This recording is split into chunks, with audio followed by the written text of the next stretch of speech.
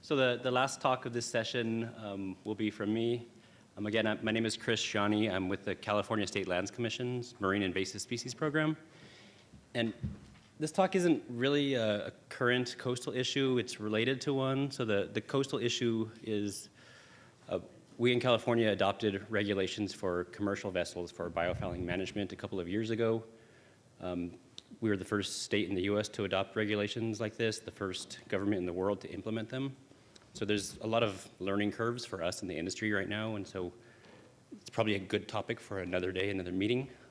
The topic today is related to it. It's data that we use to help inform the development of those regulations, and specifically data that I thought told a good story.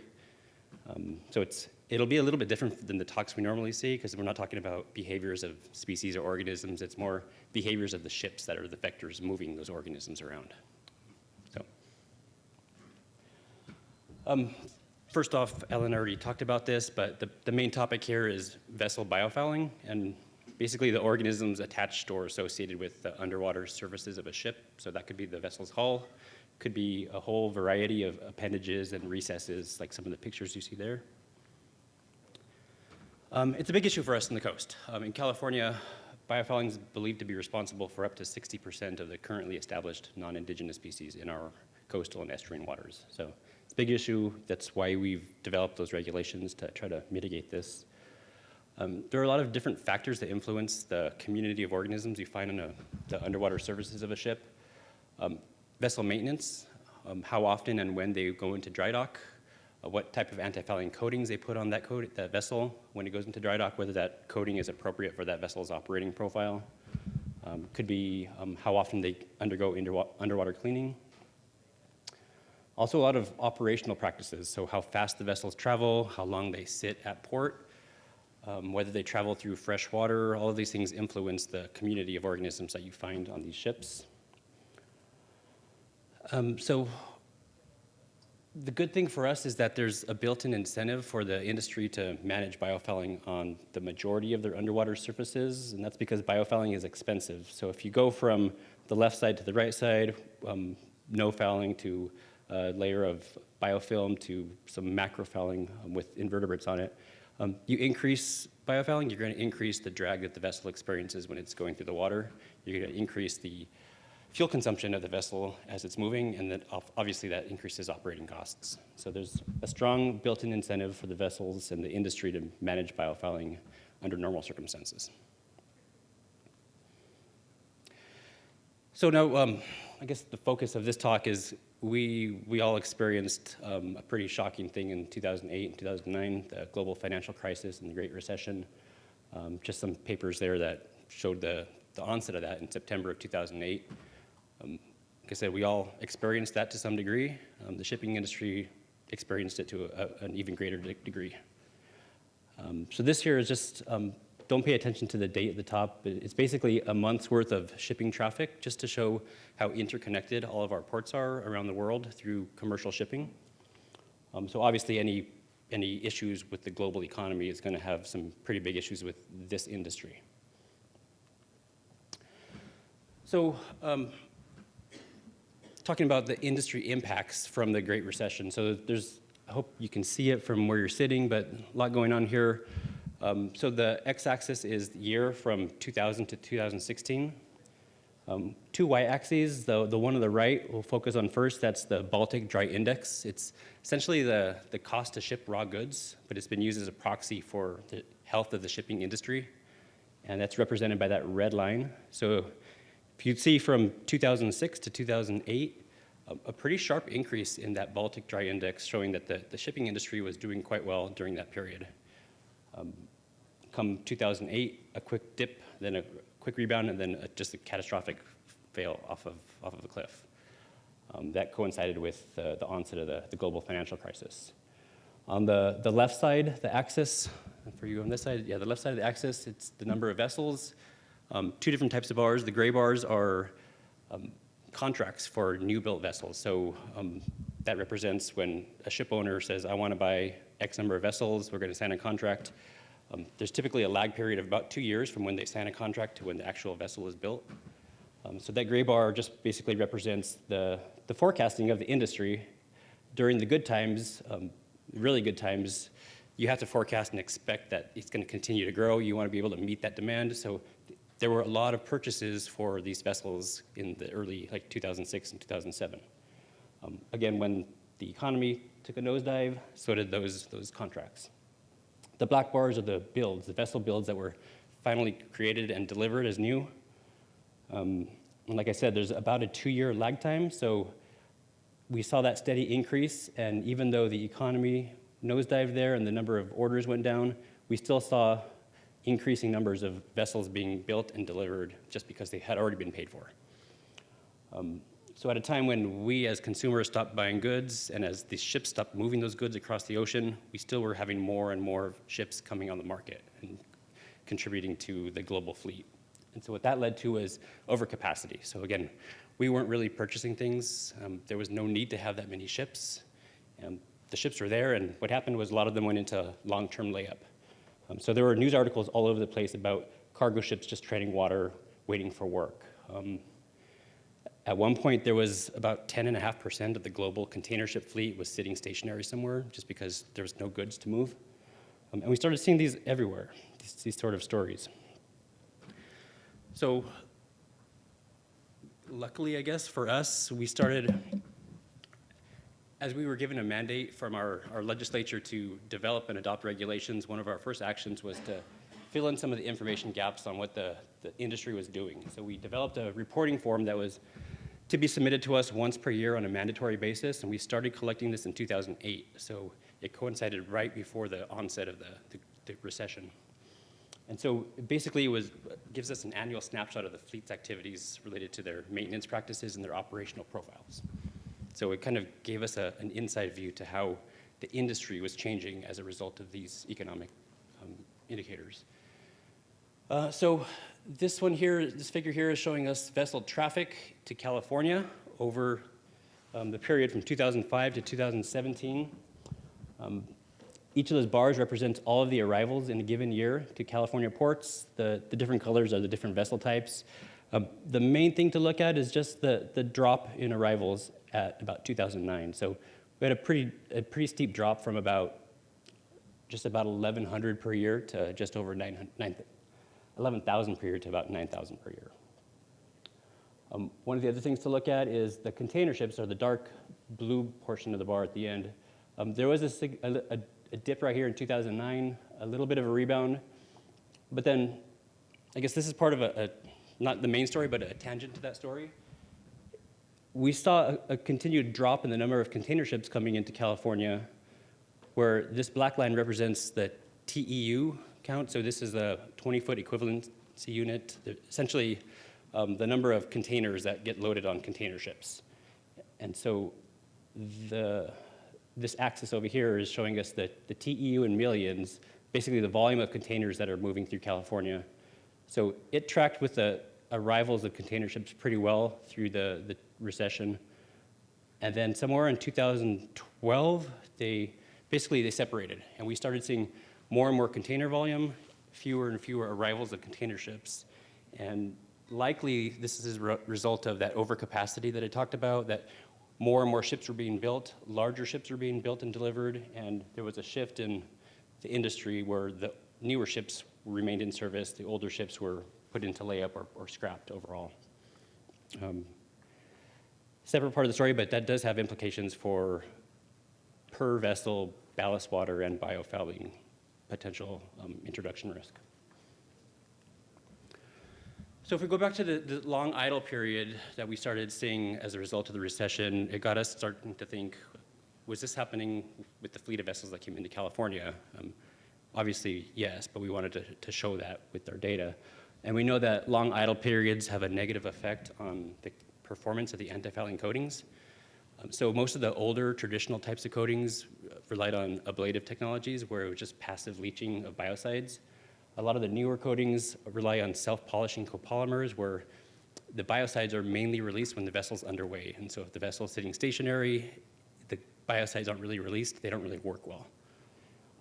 We also know that sitting for long periods, there's a positive relationship between the amount of time you spend sitting and the interaction with competent propagules that could potentially colonize. So definitely things for us to worry about. And so on the reporting form that we have, we ask every vessel to tell us any time that they've spent more than 10 days sitting stationary in a certain location. And so this is showing us the total number of layup days per year for the fleet of vessels that operated in California. So in 2007, the difference between 2007 and 2008, there was a pretty big jump, a really big jump. And then even more so in 2009. One of the other things to look at on this graph is the color scheme here is all the blue parts of the bars represent any of those stationary periods that were between 10 and 29 days. Whereas if you go all the way to the red, that's 120 days or longer. So the vessels that make up that portion of the bar are sitting for months.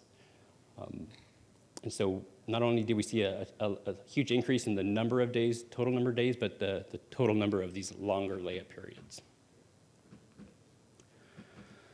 At the same time, we started seeing a lot of newspaper articles about vessels slowing down their speeds to try to find the economic sweet spot for fuel economy. Kind of like driving your car on the freeway at 55 miles per hour versus 95. Like you're going to save fuel. And at a time when the industry was hurting and fuel was expensive, they started implementing these slow steaming practices. And so we wanted to see if this was happening for us, for the fleet of vessels that operate in California. We know that slower speeds generally means better survivorship. So there's some really good studies on this, but it is kind of intuitive that the faster you travel, the more stress the organisms are under, the more likely it is that they'll be removed from the hull, the less likely it is that they'll be able to feed. So a lot of stressors on them when they're going at faster speeds. So we looked at the traveling speed of every vessel in the fleet during a given year. So this is the 2008 data set. Each dot represents an individual vessel, and their average speed is indicated by each dot. So traveling speed in knots along the x-axis, on the y-axis is a percentile, basically, so we can put the whole population on percentile base from 0 to 1. And the way that I like to look at this is looking at the median value. So in 2008, 16 knots was the median value, so half of the fleet was traveling at speeds above 16 knots, and half of the fleet was traveling at speeds below 16 knots.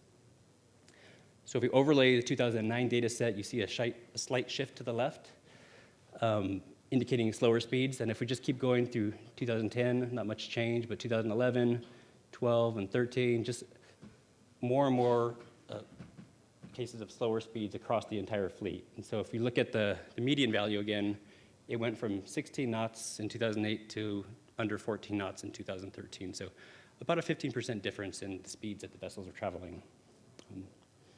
So this was the entire fleet of vessels that operated in California. The majority of the vessels that come into California are container vessels. So we broke out container vessels here.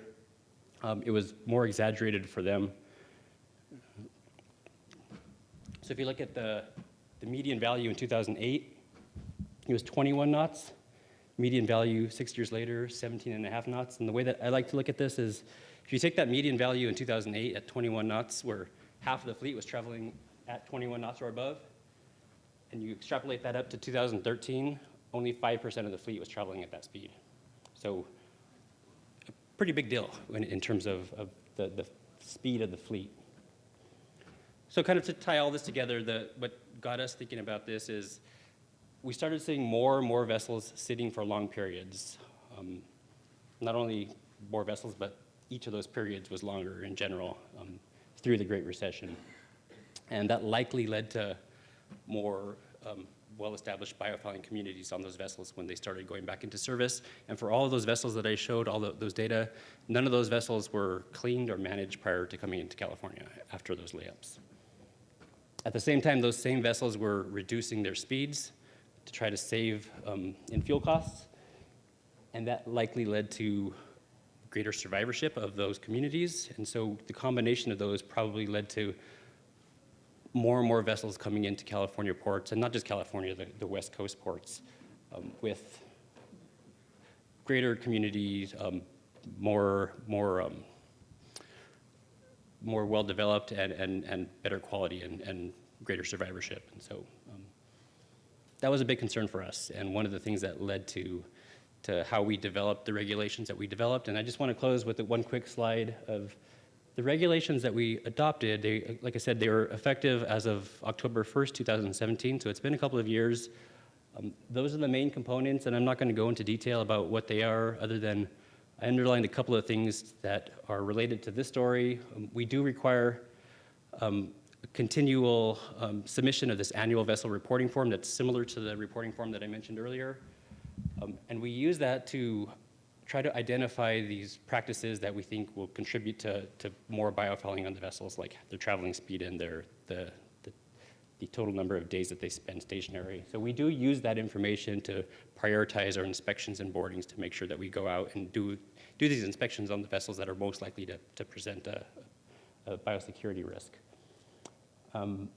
We do have a provision in there that targets vessels that have extended residency periods, so that was something that was pretty eye-opening to us, and we wanted to make sure that our regulations had some sort of mechanism to address those vessels, to require better management from them before they come into our state.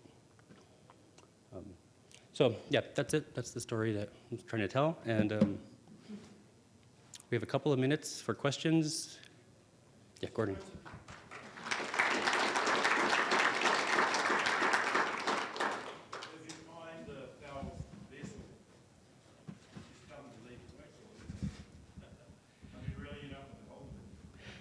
Yeah, so the question is, what do we do if we find a fouled vessel? Do we tell them to leave? And right now, with these sets of regulations, we don't have any thresholds for cleanliness.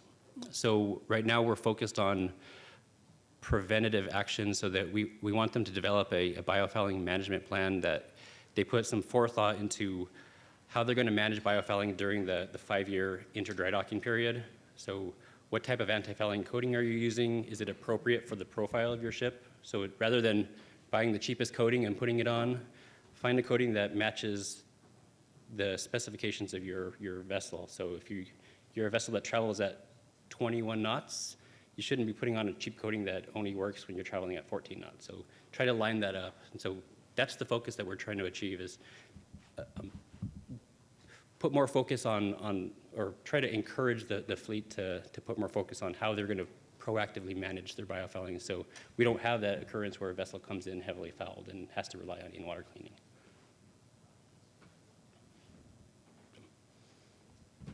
Tom. Oh. So I was curious, were you able to look at all or think about where ships were idling, like if there were sort of hot spots? I know there was some anecdotal stories about Singapore, but that also sort of gives you a sense of ships are coming from Singapore, they might be a greater risk. So was there any looking at where greater amounts of ships might have been idling?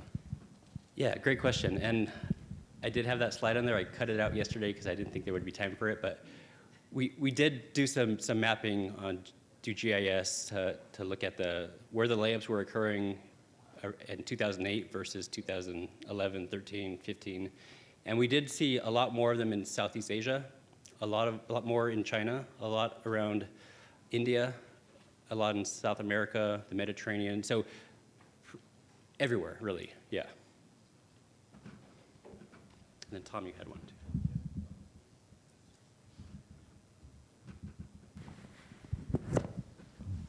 That's really interesting data. Do you think there's scope that this could be applied to domestic fishing vessels, recreational vessels, to collect this type of information at the same resolution?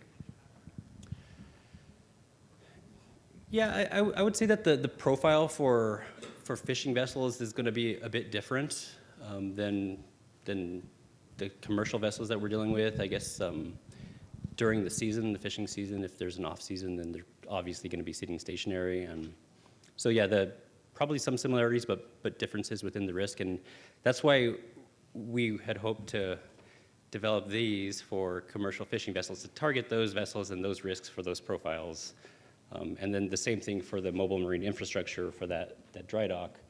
It'd be great if we had something that we can point to as an agency that said, if you want to move this dry dock from point A to point B, then at a minimum, implement the best management practices that are on that document. So yeah, that's the goal, something that we hope to have for next year.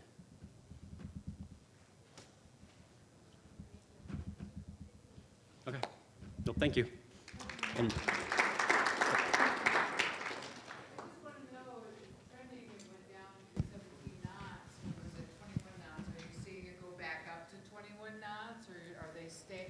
it's yeah, even up through last year, it's been staying at the slower speeds, and it's, yeah, I think it's part of trying to save fuel, but also because there's so many ships still that we sort of have an overcapacity that